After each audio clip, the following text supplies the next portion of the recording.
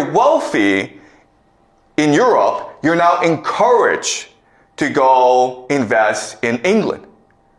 Okay? And this creates a concept that today we call offshore financial center,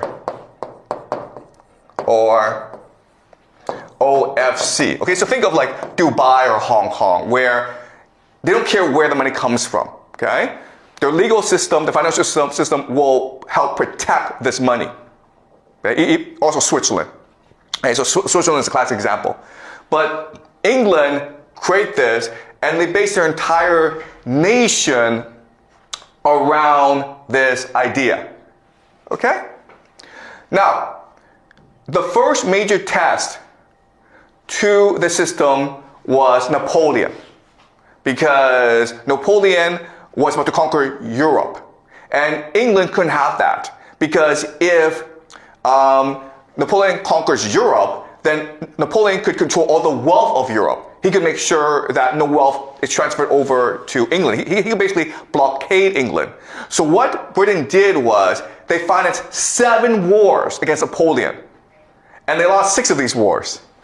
And they won the last war, which created the British Empire. Okay? So now Britain is a global financial empire. Okay, so this is the East India Company. Okay?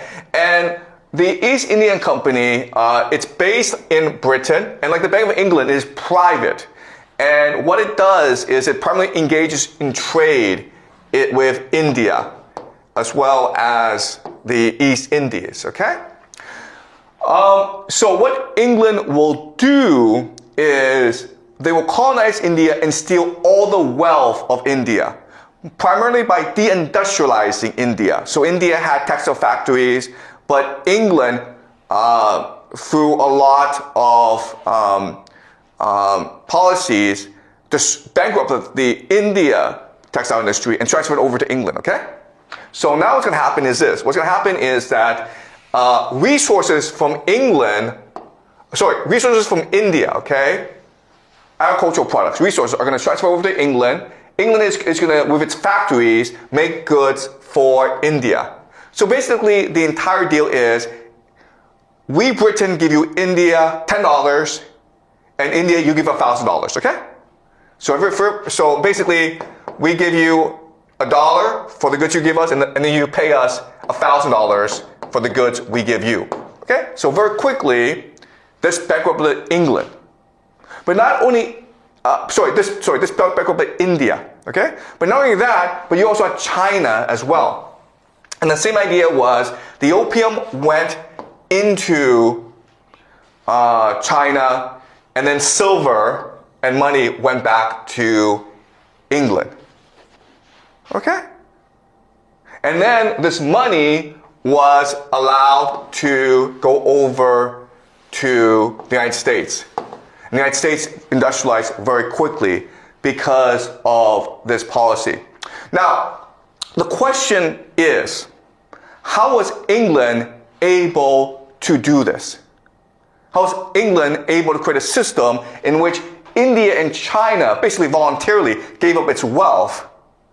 And the answer is, England set up a game that incentivized the local elites to cooperate with England. Okay? So this is the way, this is what happened. So this is a map of the British Empire. Okay? So let's look at India and China. The local elites had to help the British do this, okay? The local elites had to help the British steal. The question then is, why would the local elites do that, okay? And the reason why is, remember from last class, the local elites are in conflict with each other anyway, okay? And what they're looking for is more power. And so what England said to local elites is, if you help us, we will help you steal the gold from this country. Okay, do you understand? Before, if you were an elite and you lost a war or the people didn't like you, they could kill you. But now, if you help the British, you can transfer your wealth and your children abroad. Okay, does that make sense? So, now what's going to happen is that the elite are going to be able to send their children and their wealth to the British Empire, okay?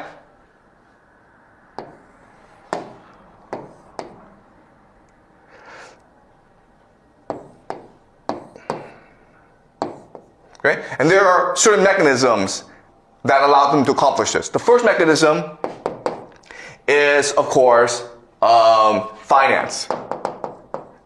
Okay?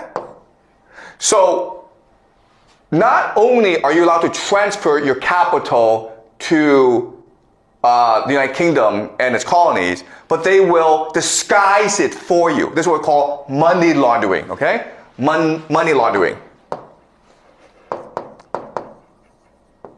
So when you steal from your people, not only will Britain allow you to do this, but they will disguise it for you, okay? Through their offshore financial centers, including Hong Kong, Singapore, their lawyers will pretend that this money came from, not from drugs, not from gambling, not from prostitution, but from restaurants, from real estate. Who cares, okay? But they'll clean up for you, okay? We call this money laundering.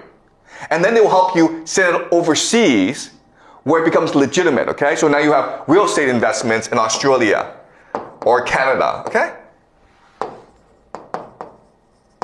All right? So this is a global money laundering system that encourages the local elites to be corrupt, okay? It protects them in their corruption and it incentivizes them in their corruption, okay? Does that make sense? The second thing that allows this to happen is schooling. Okay? So what do I mean by that?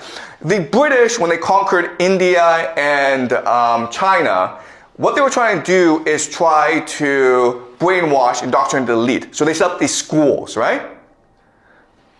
And when you went to these schools, what did you learn? You learned English. But when you learn English, what do you learn? You learn that British culture is superior to your local culture, right? When you're learning English, you're learning about Shakespeare, you're learning about British philosophy, you're learning British history, and as a result, you slowly come to believe that the British are superior to us, and therefore I should try my best to be British. Okay? And also, what's really important is that the schooling system allows for mobility. Okay? So if you are a really smart person in China, well, there's really little mobility for you in China. But if you go for the British system, you might win a scholarship to go study at Oxford or Cambridge, okay? You even might become a Rhodes Scholar.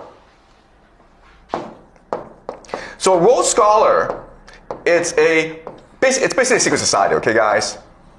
But the idea is that all over the British Empire, the very best students will be selected to go to Oxford, where they become best friends.